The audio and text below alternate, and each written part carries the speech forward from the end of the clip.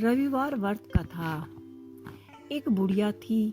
उसका नियम था कि प्रति रविवार को सवेरे ही स्नान आदि कर घर को गोबर से लीप कर फिर भोजन तैयार कर भगवान को भोग लगाकर स्वयं भोजन करती थी।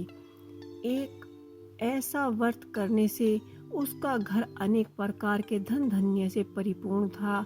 श्री हरि की कृपा से घर में किसी प्रकार की भी विघ्न या दुख नहीं था। सब प्रकार से घर में आनंद रहता था।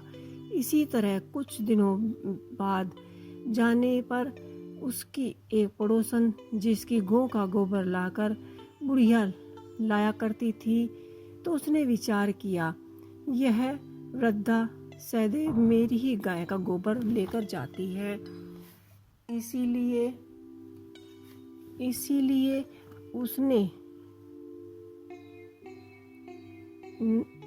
इसीलिए अपने गाय को घर के भीतर बांध लिया।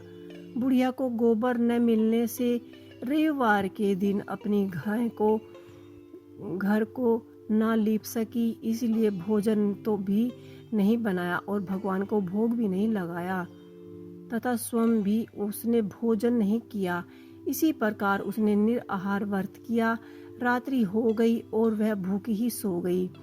रविवार में भगवान ने उससे स्वप्न दिखाया कि भोजन न बनाने तथा लगाने का कारण पूछा। भोग न लगाने का कारण पूछा। वृद्धा ने गोबर न मिलने का कारण सुनाया। तब भगवान ने कहा कि ममता, हम तुमको ऐसी गो देते हैं जिसकी इच्छा पूर्ण होती है, क्योंकि तुम हमेशा रविवार को गौ के गोबर से लीपकर भोजन बनाकर मेरा भोग लगाती हो। इससे मैं खुश होकर तुम्हें वरदान देता हूँ। निर्धन को धन और बांझ स्त्रियों को पुत्र, दुखों को दूर करता हूँ तथा अनेक समय में मोक्ष। बुढ़िया रात्रि में भगवान को उसके स्वप्न में दिखाई दिए और भोजन न बनाने तथा उसका कारण पूछा। तभी भगवान ने उसे रविवार को गौ के गोबर से लीपकर भोजन बनाकर मेरा भोग लगाकर खुद भोजन करती हो, इससे मैं खुश।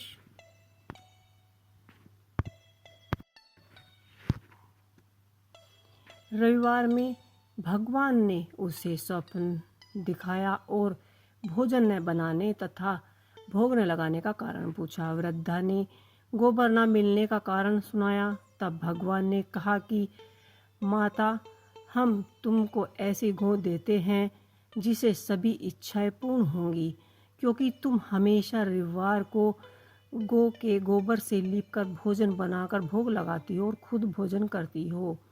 इससे मैं खुश होकर वरदान देता हूँ। निर्धन को धन और बांझ स्त्रियों को पुत्र देकर दुखियों के दुख करता हूँ तथा अंत समय में मोक्ष देता हूँ। स्वप्न में ऐसा वरदान देकर भगवान तो अंतर्धान हो गए और वृद्धा की जब आंखें खुली तो उसने देखा कि उसके आंगन में अति सुंदर गौ और बछड़ा बंधा हुआ था। वह गाय और बछड़े को देखकर अति प्रसन्न हुई और उसकी घर के बाहर बांध दिया और वहीं खाने को चारा डाल दिया। जब उसने पड़ोसन ने बुढ़िया के घर के एक अति सुंदर गौ और बछड़े को बंधा देखा तो उसे द्वेष कारण उसका हृदय जल उठा और उसने देखा कि गाय ने सोने का गोबर दिया है, तो वह उस गाय का गोबर ले गई और अपनी गाय का गोबर उस जगह रख गई। वह नियमित प्रति ऐसे ही करती रही। सीधी सीधी गाय बुढ़िया को इस बात की खबर तक न पड़ी। तब स्वयंवापी ईश्वर ने सोचा कि चालक पड़ोसन के कर्म से बुढ़िया ठगी जा रही है, तो ईश्वर ने संध्या के समय अपनी माया से बड़े जोर से आंधी चला दी। बुढ़िया ने आंधी के भय से अपनी गाय को भीतर लिया।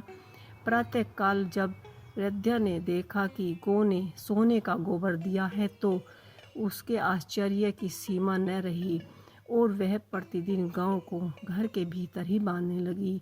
उधर पड़ोसन ने देखा कि बुढ़िया गाय को घर के भीतर ही बांधने लगी है। उसका सोने का गोबर उठाने दाव नहीं चल रहा है। तो वह ईश्वर और हट से जल उठी और कुछ उपाय न देखने पर पड़ोसन ने उसे देश के राजा की सभा में जाकर कहा कि हे महाराज, मेरी पड़ोसन के यहाँ एक गाय है जो आपके ही योग्य है। वे निर्मित सोने का गोबर देती है। आप उस सोने से प्रजा का पालन करिए। वह वृद्धा इतने सोने का क्या करेगी?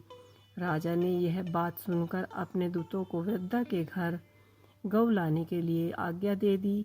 वृद्धा प्रातः ईश्वर का भोग लगा भोजन ग्रहण करने जा रही थी कि राजा एक कर्मचारी गौ खोलकर ले गए। वृद्धा काफी रोई चिल्लाई, किंतु कर्मचारियों के समक्ष कोई क्या कह सकता है।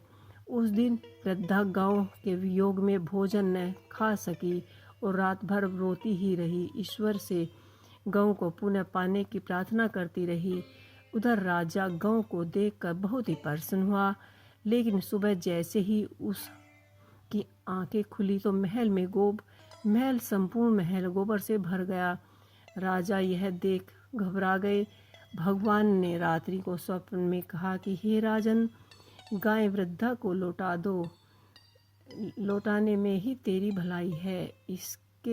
इसको रविवार के व्रत से प्रसन्न होकर मैंने उस गाय को दिया है। प्रातः होते ही राजा ने वृद्धा को बुलवाया और बहुत सारा धन सम्मान के साथ गौ और बछड़े को उसे लौटा दिया। उसकी पड़ोसन को बुलाकर उचित दंड दिया। इतना करने के बाद राजा ने महल से गंदगी दूर कराई। उसी दिन से राजा ने नगरवासियों को आदेश दिया कि राजा जो भी राज्य की तथा अपनी समस्त मनोकामनाएं की पूर्ति के लिए रविवार का व्रत रखेगा। वह व्रत करने से नगर में के लोग सुख शांति का जीवन व्यतीत करने लगे। कोई भी बीमार तक प्रकृति का प्रकोप नहीं झेलता था। सब सहकुशल पूर्वक बीत रहा था और सारी प्रजा बहुत ही खुश रहने लगी।